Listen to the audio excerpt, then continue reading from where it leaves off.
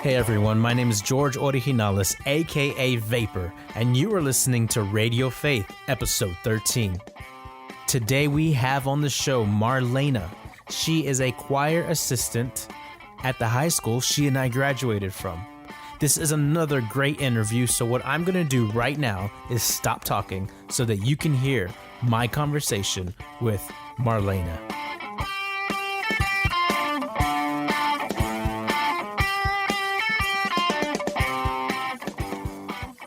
All right, today we have on the show Marlayna. Marlayna and I went to the same school, Terry High School. That's how I know her, and she grew up or knew my wife back in the day. So I won't say how far back in the day that was, but it was back in the day. How are you doing today, Marlayna?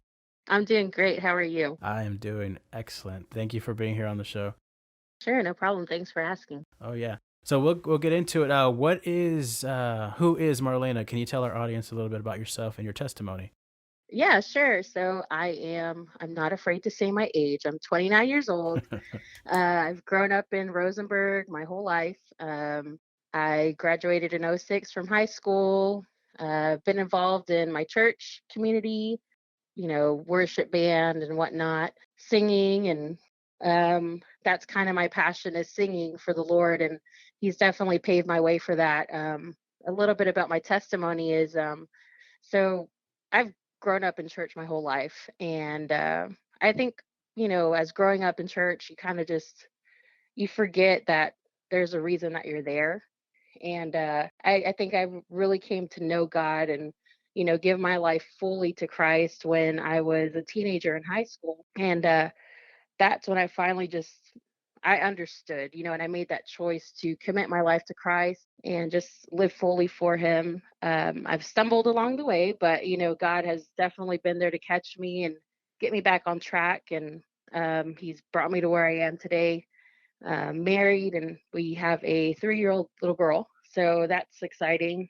Busy all the time, but yeah. So that's just a little bit about me. I'm a middle child, so I always have that middle child syndrome, where people always throw that at me. But I definitely love, and I love big. So and I give all that to God. Awesome. So what church did you go to when you were growing up? When I was growing up, I actually went to a Spanish-speaking church, which is pretty ironic because I don't speak Spanish, and I had no idea what they were talking about. I just knew that, it was good. So, but I went to Templo Getsemani here in Okay. Rosenberg. Okay. I grew up there and moved on to First Assembly right down the street from that, and now we are currently at Friendship Assembly of God. So we love it there. But yeah, that's where God has led us now. Awesome. That I have the similar background. I was raised in a Christian home, and we went to a Spanish church as well, Segunda Iglesia Bautista, and that's about the best Spanish I know of just saying the name of the church I went to. So I had that Yep. same background, raised in a church. I knew they were talking about Jesus. Yeah. Picked up a little bit along the way, but never really picked Yeah. up on the language. So so you said you went to church. You were raised knowing Jesus. You sang in the worship group. You said that growing up in a church environment or in a Christian environment, that we tend to forget why we're there, why we're in church. And I guess some people have described it as just going through the motions. I spoke to a young lady who described it as going through just the religion of Christianity very robotically. Mm-hmm. And you said that in high school is when you really, I guess we could say, got serious in the faith and committed your life to Christ. So after high school, what happened after that as far as going into college? How did college affect you in any way? Or if so, in what ways were you able to exemplify the Christian faith in college? It wasn't so much in college. So I went right down the street to WCJC out in Wharton. Okay. And I was actually blessed enough to have some awesome friends with good support systems, with good Christian backgrounds. Actually, one of my friends, her father was a pastor of a local church. We just really connected. And I feel like, God definitely brought us all together because, college is the time where this is where they're going to go wild. They don't have their parents telling them what they can and cannot do. And We see ourselves as adults. Hmm. We want to make decisions for ourselves. But I was very grateful to have and blessed to have friends that were really, really into the word and knew God and had a personal relationship. There was a time though after college, I went there for 2 years. And I guess it was a year and a half after going to college and graduating with my associates. That's when I finally just kind of slipped away and I decided, you know what, let me try something else. And I just kind of slipped away for a little bit, and it definitely tested my faith. And it wasn't, I could tell right then and there that it was wrong, but I didn't want to be the Christian Marlayna that everybody knew. I didn't want to be that person that everybody was like, oh, she's the goody two shoe, and I just didn't want to be that labeled as that. And so I had to slip up every now and then of wanting to go to parties or wanting to hang out with the wrong people or saying the wrong things, and just not being the person that God had made me to be. And so I definitely had some slip ups every now and then, but I definitely have to say that it was actually after my 2 years at Wharton was when I didn't want to be that anymore. And I think it happened for the best, because God already knew it was going to happen, but I had to make that choice for myself to live for him or try something different. And I'm grateful for those mistakes, because they made me who I am today. So you mentioned that the slip up in college. What was it that God used to bring you back to Him, to living for Him? Um If you can talk on that, if not, then Yeah, no, that's fine. I honestly, I can't really give you a situation or, an instance that it clicked in me and said, hey, you need to get back on track. Actually, no, I take that back. I can. So I mentioned before that I sang on the worship team and, I play trumpet for a while there. God gives us talents and abilities and, he wants us to use them for his glory. And during that time, actually, I felt like I wasn't able to sing at the best of my ability that I had once been able to. And I saw that as my reality check that, hey, I'm not using my talents for God. I'm not using them the way He had given them to me. And I felt slowly but surely He was taking them back. He was taking away my ability to play my trumpet. hmm. He was taking away my ability to sing, and it was becoming very difficult for me to do that and actually painful to sing, So um, I think that was my reality check of, hey, get it together. This is your passion. You love to sing. You love music. What are you doing with yourself? So I think that was the moment that it finally just snapped into play. Oh, that's yeah. God will do or use whatever He needs to definitely get our attention if we hmm aren't paying attention and focused on Him. So in college, you said you had to slip away, and God called you back to Him. What was it that you studied in college? I actually have my associate's degree in early childhood development. Okay. I had plans on making my own daycare and helping the babies. That's what I felt I was called to do. So that's what I have my degree in. And then shortly after that, I changed my mind and I wanted to go pursue a speech therapy job. And so I went to U of H for a little bit and I never finished that. So I just knew I wanted to help somebody. I just wanted to help people. But that was what my degree is in. Oh, okay, awesome. So now tell me, how, knowing where you're at now, how did you talk about, if you could, what your career is currently, and how you made that transition from what your Okay. degree was and where you're at now? So currently, I'm working actually at the high school we graduated from. I work as the choir assistant, which I love my job. And yeah, this job is definitely what I prayed for. So a few years ago, there was a tragedy that happened at Terry, a couple of suicides that happened. And I felt it put on my heart to pray for a job that would give me that satisfaction of helping people. I prayed to God specifically and I said, God, I would love to work with youth. I want to be able to make that impact with them, to let them know that they aren't alone, to let them know that they have people to talk to, that it's going to be okay. And so for a while there, my husband and I started working with our youth group at church, which we loved. It was great, And at some point, I felt like that's not what God was leading me to. I didn't feel like that was what He was calling me to. In the moment, we loved it. I would never take anything back from that. But I prayed, I said, God, I just feel like I'm not quenching my thirst here. I'm just not, I don't feel fulfilled with this. There has to be something more. There has to be something bigger than this. I want to reach more youth. I want to be able to reach the ones that are completely oblivious to who you are and what you can do in their life. And at it was maybe a week later, the person I work with, she calls me up and, she's like, "Hey, we've got this position open. Would you like to, interview for it?" I was like, yeah, like I actually was like dumbfounded. I was speechless. I was like, wow, like this is exactly what I've been praying for. Went in for the interview and I got the job and I haven't looked back since. And it's just been amazing. Like working with teenagers and listening to their stories and, seeing who they were as freshmen and seeing them when they graduate. It's so fulfilling. It's so amazing how conversation with a conversation with somebody can change everything. Telling them my testimony and telling them things that maybe I went through in high school, or telling them things that I struggled with after high school, and telling them, life isn't perfect, but God has a perfect plan for it, and just being able to speak freely with some of my kids is just, it's amazing. And I know that's exactly where God wants me to be. That's awesome. How God answered your prayer, and knowing like he put that prayer in your heart and you pray, Yeah. and he provides that that ministry for you. So you're working in the academic field, specifically with as an assistant choir, or excuse me, high school choir assistant.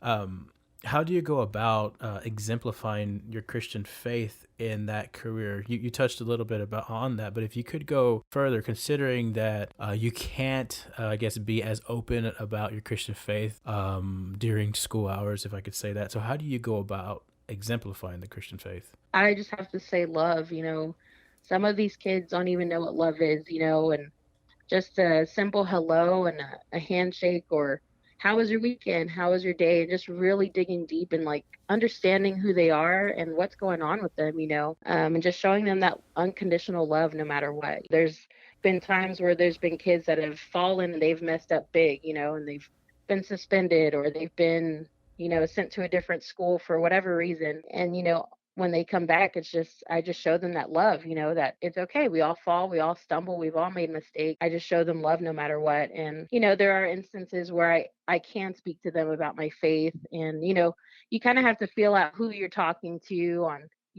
what subjects and what to say and what not to say, because of all the restrictions that the law has put out there for us, as far as being a public teacher, and, Mm-hmm. um, but it's it's pretty awesome when you build that relationship with the student.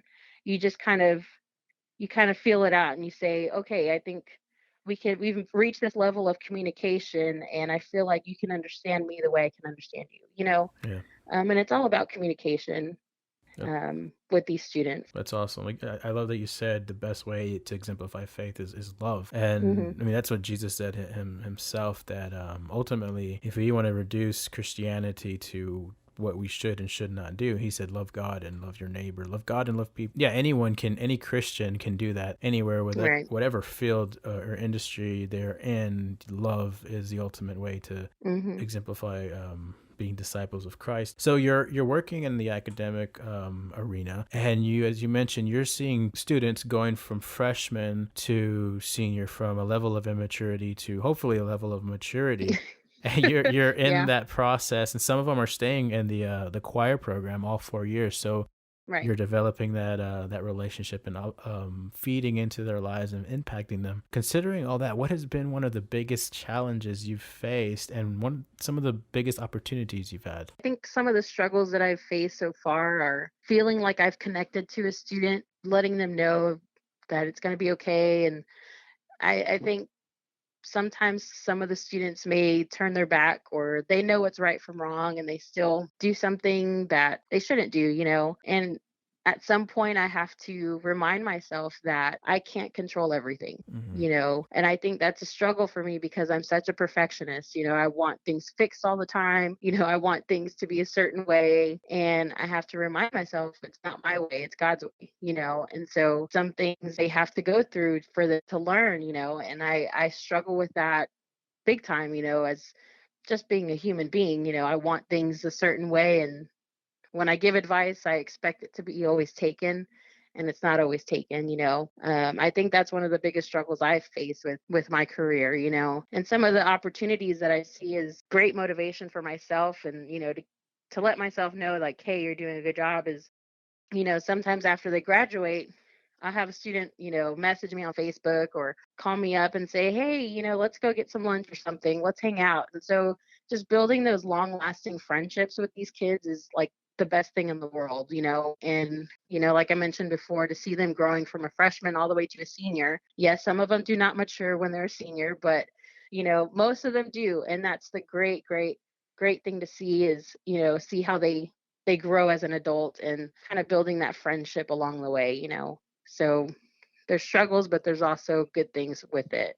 That's awesome. I've heard someone say, I believe they said that life is at the speed of relationships, and just talking on the importance of having good, solid relationships that are life Yeah. giving. Of course, as you mentioned, you're now working at the school that we went to. Was there any I guess shift in perspective, remembering what it was like being there as a student and now being on the other side as a staff member? Yeah, it seems a little different. I find myself a lot, sitting down and saying, I don't think that we would have been able to get away with some of the things these kids do. But yeah, it's a little different, I sit back and say, hey, now I'm the old person that, we used to make fun of, but it's all good. We work with a different bunch of group of kids, it's a different group of kids for a lot of different teachers, some of them will get all the, straight A students and they have it wonderful, and then some will come with the brunt of the group and hate their job forever,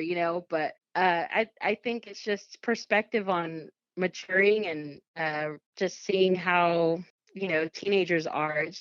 It's a little different just because I'm the older person now, and I question, like, why did you think that, all the time? But I'm sure we did things like that, when we were in high school, but it just seems a little different, social media, cell phones all the time.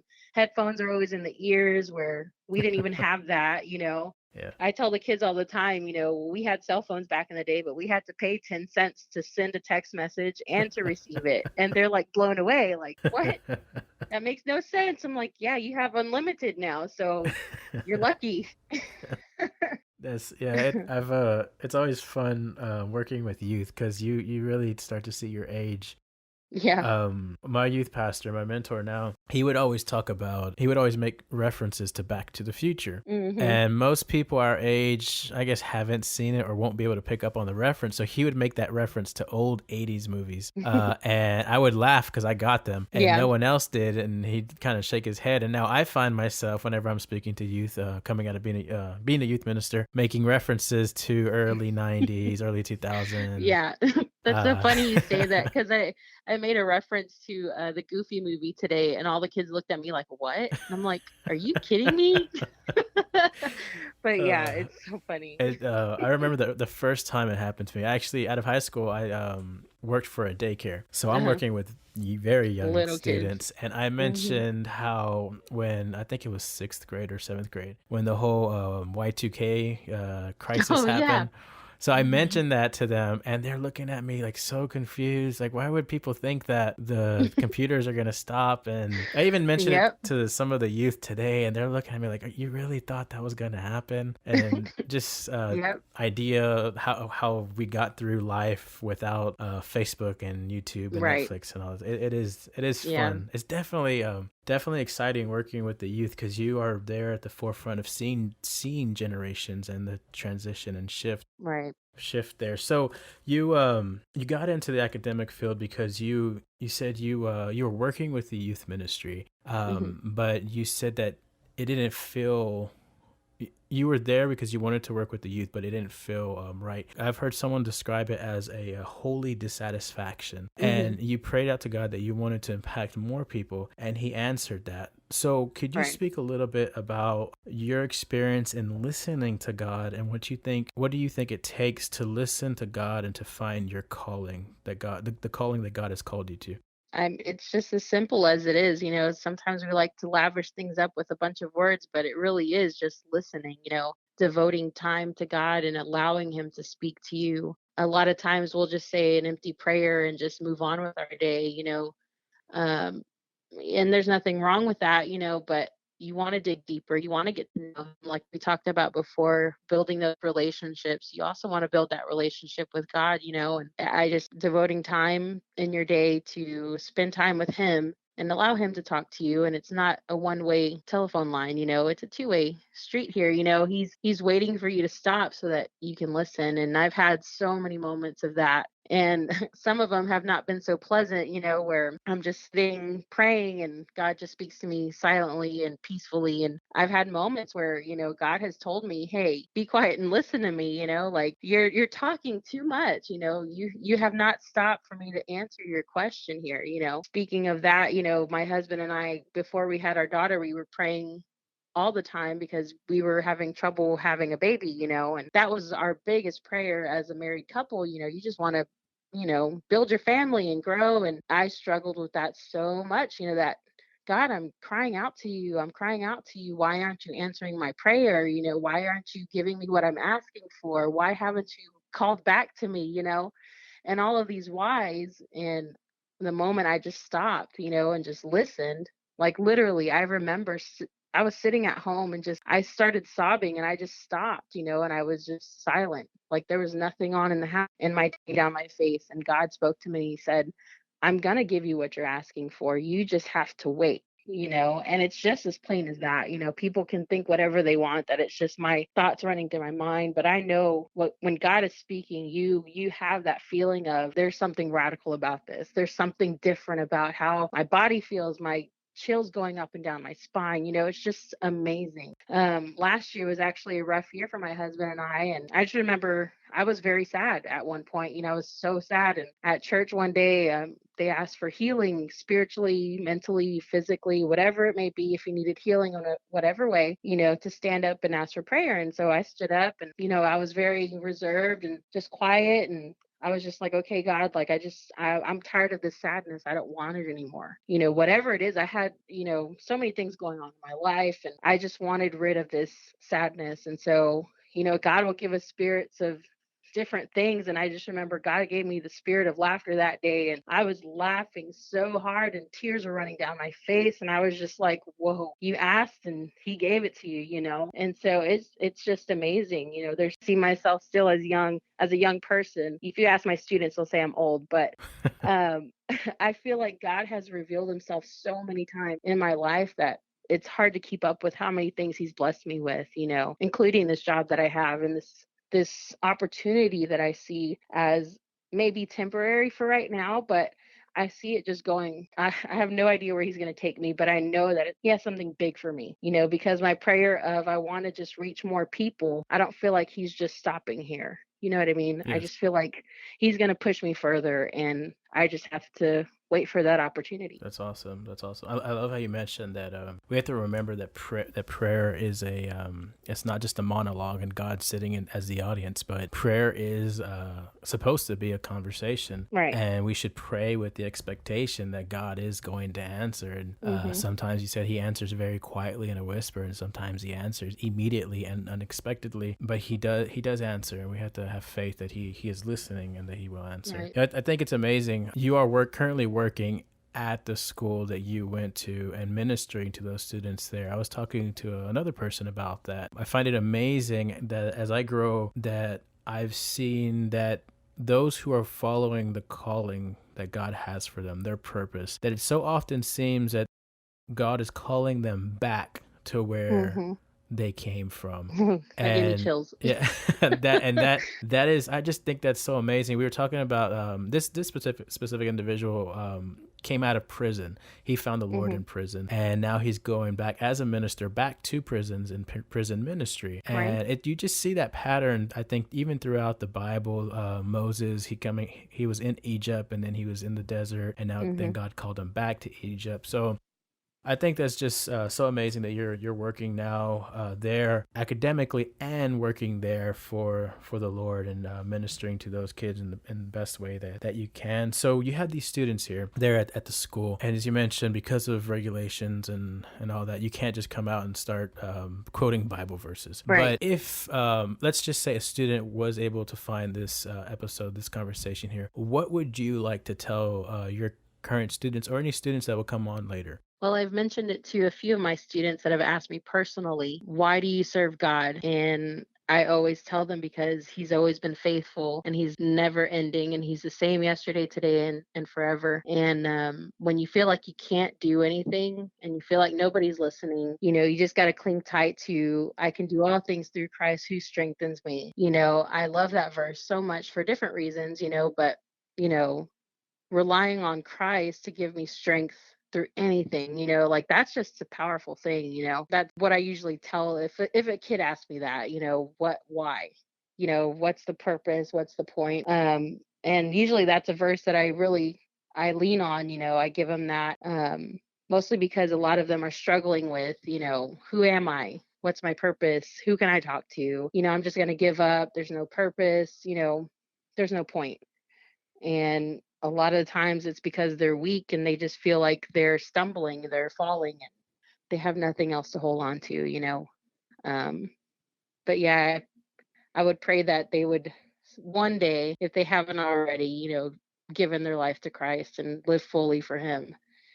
Um, yeah. Now, on the other side, what advice or words of encouragement would you give to anyone entering the academic field? Oh, patience. Oh, patience is a virtue. Oh my gosh, it's very tempting to just give up and just sit back and say, forget it. But especially with teenagers, they have a mind of their own now and they can talk back and they can use different language. But yeah, patience is a big deal. And also make time for yourself. School and work is always going to be there, but you yourself, remaining healthy physically, spiritually, mentally is always important. If you have a family, make sure they come first before school. Yeah, but patience is a big deal, even outside of school. When you go home, don't don't be quick to speak on anything. Think about it first. Yeah, Good advice. I've definitely learned from that. Good advice, and yeah, good advice for both the students and incoming staff into the academic field. Well, Marlayna, thank you so much for being on the show. You definitely have brought a lot of great content to our listeners. I know it's gonna be a blessing to them. You mentioned your husband Bradley, and I don't think I ever really got to know him in high school. He did go to Terry, didn't he? Yes. Yeah, we actually met in high school, so Yeah. high school sweetheart. So yeah, you mentioned him, and I'm looking forward to having him on the show. He looks like he seems like a pretty fun guy. I've been following his bits on Facebook here, and yeah, it looks like he's pretty funny. Looks like a Star Wars fan. So oh yeah, I think Star Wars, Disney, Marvel, whatever it is, he's pretty much a big fan. We might end up just talking about that when I have him on the show. We'll see. Well, again, thank you so much for being on the show. It's great to talk to you. Great to catch up and hear your story. So I maybe down the line we'll have you on the show again just to see how things are going, see where God is calling you definitely further in administering and to people. Awesome. Thank you, George, for having me. This was pretty fun, actually. I was a little nervous, but I'm good. You did great. Thank you so much. All right. Well, I'll talk to you later.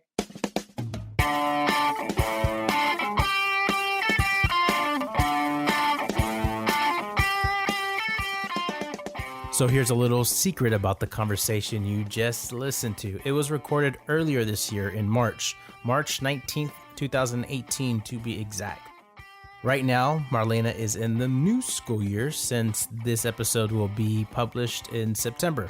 So hopefully I can get her back on the show to see how things have been going. I want to thank her again for being on the show and being so open with us. Our prayer is that Marlayna's testimony as she lives out her Christian faith in the public education system impacts the students, and not only the students, but the other staff members around her, to see God's love through her as she loves them. We thank you so much for listening to episode 13 of Radial Faith. Please visit our page, radialfaith.com, and you can go to our YouTube channel or subscribe to the podcast to listen to the previous episodes. Thank you for listening, and God bless.